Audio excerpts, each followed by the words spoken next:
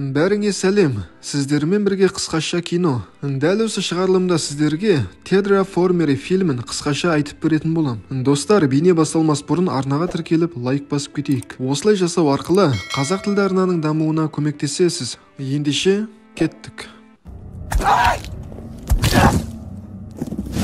21 ғасырда жердің бетінде халық саны өте көп болды. Сол үшін де адамдардың барлығын жаппай Қызыл Марс планетасына көшіруді жоспарлауда. Алайда Қызыл планета өмір сүруге жарамсыз. Сол үшін де Марс планетасын терраформациялау жүзеге асырылды.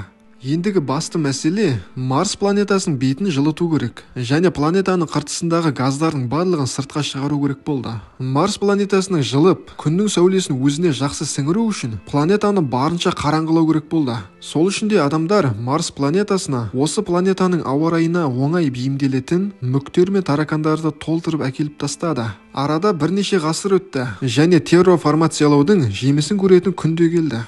2597 жыл.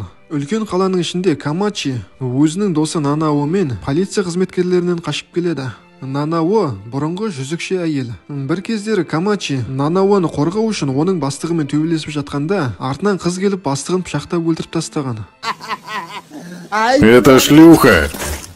Енді жігіт қызды құтқару үшін әлгі еркекті өзі өлтіргенде етіп жасады. Енді қашып келе жатқан екеуін бірнеше патруль машинасы тоқтатып, оларға қару кезеңді. Осы кезде аспаннан ұшатын машина келді. Енді Камачиді өлтіре ме, өлтірмей ме, ол көліктің ішіндегі адамға байланысты.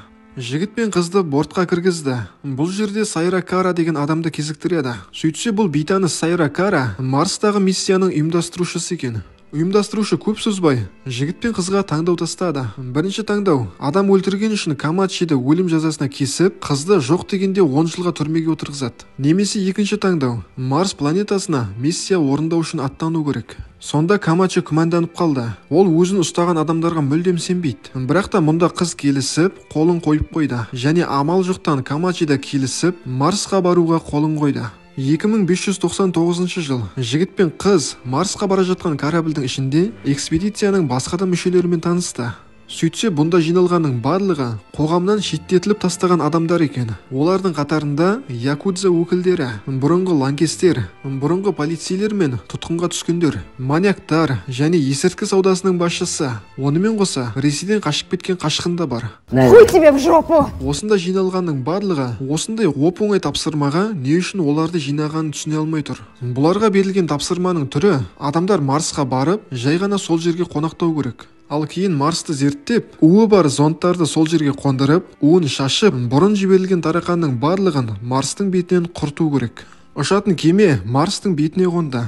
Ал планета болса, адам танымастай өзгеріп кеткен. Баяғы қызыл құмдар мен қызыл таулардың үстіне шөптер шығып кеткен. Топырағы да жердің топырағымен бірдей, және мұнда адамдар демалатындай ауа бар. Осыдан кейін капитан экипажды топтарға бөлді, және барлығы Марстың бетін зерттеуге шықты. Ал Марстың бетіне қондырған құрылғы уын шашып үлгерді. Енді тарақандарға бола алаңдамаса да болады. Алайда экспедиция мүшелері Марстың бетінен ешқандай да өлі тарақандарды таппады. Бірақ та оның орнына Марстағы адамға ұқсайтын үлкен денелі тіршілік иелерін көрді. Олардың көздері өте үлкен, және денелері де өте ірі.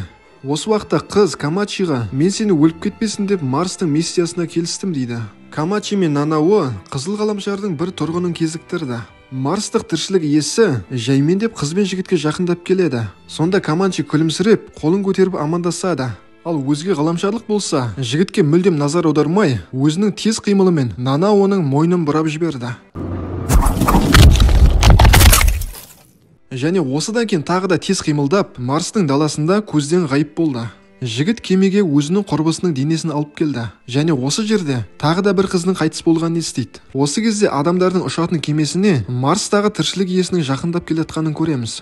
Осы кезде Камачи капитанға келіп, бұл жағдайдың барлығын түсіндіріп бер дейді. Және экипаждың басқа да мүшелері жағдайды түсіндіруді талап етуде. Сонда капитан, ұйымдастырушы Ко Хонда пайда болам дегенше үндемей отырды. Ұйымдастырушы кемедегі командаға Марсқа таракандарды апарғаннан кейін не болған туралы айтты. Марстағы экстремалды жағдайға қарамастан, күннің радиациясының арқасында таракандар мутацияға ұшырады. Осы сәттен бастап тарақандардың жедел эволюциясы басталды. Осылайша соңғы 500 жылдың ішінде олар адам тәрізді ақылды, өте күшті және оңайлықпен берілмейтін тіршілік иесіне айналды. Бұл миссияны орындауға бұлардан да бұрын адамдар жіберілген. Олар тарақандардың неге айналғанын көріп, тарақандарды құрту операциясын орындай алмады. Сол үшін де жаңадан аттанған миссия орындаушыларға жәндіктердің ДНК-сын араластырып активатор ойлап шығарған. Енді ұйымдастырушы жасалған активаторды экспедиция мүшелері өздеріне енгізіп, тарақандардың барлығының көзін жоймайынша оларды жерге қайтармаймын дейді. Және миссия орындаушылардың барлығына сендер контрактіге қол қойдыңдар және миссияны орындап аман-есен келетін болсаңдар, жерде сендерге дайындалған қомақты сыйақымыз бар дейді. Бірақ та капитан ескертеді, егерде активаторды көп мөлшерде қолдансақ, өмір бақи жәндік болып қалуларың мүмкін дейді. Ал егерде активаторды өз мөлшерінде қолдансақ, уақыт өте келе қайтадан адам қалпына келеміз дейді. Кемедегі команда мүшелері активаторды қолдануға қарсы. Тек араларында біреусі ғана екпені егуге келісті. Бұл жігіт бұрынғы лаңкес. Ол активаторды шприц тапаншаға салып, өзінің мойнына екті. Бұл жердегі әрбір команда қатысушысында өздерінің жеке жәндіктерінің ДНК-сы бар. Осылайша лаңкес қолынан от шығара алатын жартылай жәндікке айналды. Оның денесі өзгерді. Оған ұзын мұрт шығып, қолдары ұзарып, алақаны қаруға айналды. Осылайша ол кемеден шығып, Нана оны өлтірген тараканмен күресуге келді. Шайқас ұзаққа бармады. Барлығы бір сәтте лаңкес тараканды өлтіріп тастайды деп ойлап қалды. Лаңкес өзінің отты қаруын қолданып, Марс тараканын жеңіп кетуге өте аз қалды. Алайда таракан тірі қалып, лаңкесті екіге бөліп тастады. Осыдан кейін таракан кеменің терезесіне келіп, ішке кіргісі келді. Сонда Камачи шыдамай, Нана оның кегін аламын деп активаторды өзіне енгізгісі келді. Бірақ та капитан оны тоқтатып, препаратты өзіне енгізді. Осылайша ол өлмейтін жартылай құмырсқаға айналды. Дәл осы кезде таракан ішке кіріп, командадағы екі адамның басын жұлып тастады. Ал біздің капитан болса, бір-екі соққысымен тараканның бас сүйегін сындырып тастады. Алайда бір жаманы, адамдарды өлтіргісі келетін дәл осындай тарақандар кеменің сыртында өте көп екен. Сонда капитан ұйымдастырушының бұйрығын бұзғысы келді. Бірақ та кемемен ұшайын десе, кеменің басқару жүйесі блокталып қалғанын түсінді.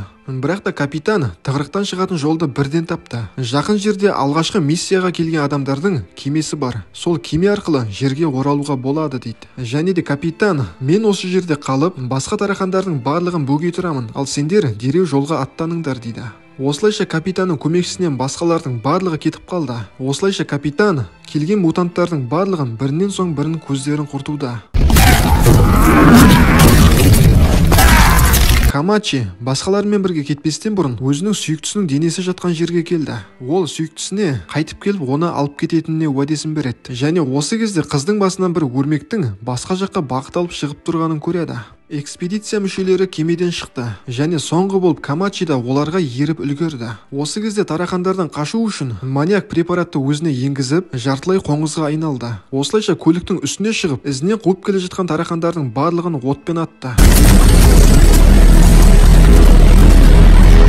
Осылайша маниактың аузынан шыққан оттың арқасында көлік өте қатты жылдамдықпен жүріп, ұшатын кеменің қасынан қатты алыстап кетті. Бұл жағдайды капитан көріп тұр және қасындағы көмекшіге тарақандардың көп бөлігі кемеге кірген кезде есіктер мен терезенің барлығын жап деп бұйырды. Ал осыдан кейін капитан көмекшіге кеменің ішіндегі ауаның барлығын сыртқа шығарып таста деп бұйырды. Соның арқасында ішке кірген тарақандардың барлығы тұншығып, шабуыл жасай алмай, бірінен соң бірі құлай берді. Аман қалған команда мүшелері Марстың кең даласында машинамен қатты жылдамдықпен келе жатыр. Бірақ та осы кезде өздеріне қарсы келе жатқан үлкен толқынды байқайды. Команда бұл келе жатқан цунами деп ойлап тұр. Бірақ та бұл цунами емес. Сөйтсе бұлар адамдардың көзін құрту үшін келе жатқан өте көп мөлшердегі тарақандар екен. Енді команда осындай көпшіліктің ортасын тесіп өтпекші және бұл олардың қолдарынан келді. Шаққа дегенде бұлардан құтылдық-ау дегенде, олардың алдынан тарақандардың екінші толқыны пайда болды. Екінші толқындағы тарақандар біріншісіне қарағанда әлдеқайда көп. Енді осы толқынды тесіп өту үшін өте керемет қорғаныс қажет. Сонда Мария құрбысымен бірге активаторды өздеріне егіп, қоңызға ұқсас жәндікке айналды. Енді бұл екеуінің өте мықты қорғаныс қабықтары бар. Осылайша екі қыз Марс машинасының қозғалтқыштарын қорғауды шешті. Осылайша екінші тарақандар толқынын көлік тесіп өтті. Бірақ та бұл жолы өте қиын болды. көптеген тарақандарды тесіп өткен көлік ауыртпалықты көтере алмай жерге аунап түсті. Ал көліктің ішіндегі команда мүшелері есін жоғалтты. Бірақ та көліктің автопилот режимі қосылып, өздігімен жүре берді. Ал көліктен құлап түскен адамдар өте ауыр жарақаттанған, және оларға келіп жеткен тарақандар барлығын өлтіріп тастады. Сөйтсе, капитан қалған кеменің ішінде сатқындар бар екен. Олардың бірі Ичиро Хирума, капитанға көмектесемін деп қалған жігіт, және екіншісі Асука Морике. Бұл екеуі ұйымдастырушыдан жеке тапсырма алған. Таракан мутанттардың жұмыртқасын тауып, жерге әкелу керек. Сондағы себеп, жердегі адамдар осы бір таракан мутациясының эволюциясын зерттегісі келген екен.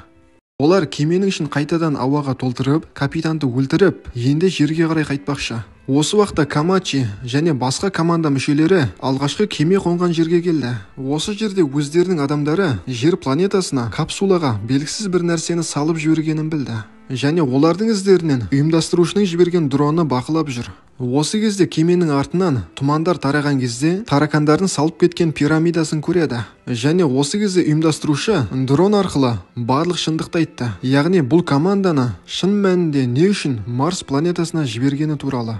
Корпорация Ко-Хонда адамдар мутацияға ұшыраған кезде қалай төбелесетінін білгісі келген. Әр адамды әртүрлі жәндікке айналдырып, олардың төбелесудегі шеберліктерін білгісі келді.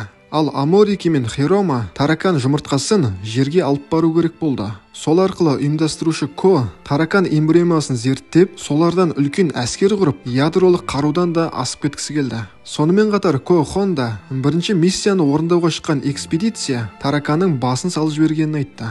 Және соның арқасында адамдар мен жәндіктердің ДНК-сын қалай араластыру керектігін ұғып алған. Және бұл корпорация әуел бастан мутацияға ұшыраған команда мүшелерін Марста қалдырып кетуді ойлаған екен. Осы кезде Ичиро Хирума және Асука Морике екеуі келген кемемен қайтадан жерге қарай ұшпақшы. Бірақ та кеменің ішіндегі таракандар оларды оңайлықпен жібергісі келмейді. Сатқындардың әкеле жатқан жұмыртқасының ішінен мутанттардың жаңартылған егіз түрі шықты. Олар сатқындарды өлтіреді, бірақ та соңғы сәтте жігіт өзіне активаторды енгізіп, анабиозға кіріп кетті. Кеменің сыртында қалған таракандар жаңа ғана жұмыртқадан шыққан бауырларының бұйрығымен барлығы қанаттарын жайып, кемеге жармасып, оны Марстың бетіне қайтадан алып келді. Жаңартылған екі мутант басқа таракандарды ерітіп, Камачи мен оның командасына шабуылдады. Ал мұнда қалған команда мүшелері өздеріне активаторды енгізіп, өздерінің мутация түрлерін көріп үлгерген. Осылайша команда көптеген таракандармен шайқасып жатып, олардың тек қана пирамида жасап қоймай, қарапайым қаруды да қолдана алатынын білді. Давай! Осыдан кейін жаңа туылған егіз таракандар өзінің жауынгерлерімен келгенде, адамдар да оларға қарай шабуыл жасап төбелесіп кетті. Адамдар мен таракандардың арасында өте керемет шайқас орын алды. Бұл жерде таракандар Камачи және Джима Мутодан басқаларының барлығын өлтіріп тастады. Джима Муто дегеніміз жердегі көше төбелескіші еді.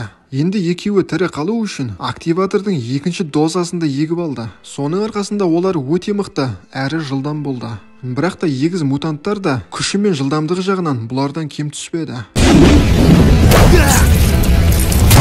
Осылайша таракандар жеңе бастады. Сол үшін де Муто өзіне препаратты тағы да енгізіп алды. Соның кесірінен ол жәндікке қатты ұқсап бара жатыр. Бірақ қанша мықты болса да, егіз мутанттарға әлі келер емес. Болмағасын Муто егіз мутанттың ең болмаса біреуін өлтіру үшін өзіне тағы да бірнеше доза препарат енгізді. Оның Камачи сияқты ешқандай күші қалмады. Таракандар әл бермей бұл екеуін өлтіріп тастауға дайын. Бірақ та осы кезде аспаннан жарқыраған бір көбелек секілді жәндік келе жатты. Оның бейнесі періштеге көбірек ұқсайды. Сонда таракандар мен адамдардың таңғалғаны сонша тұрған жерінде қатып қалды.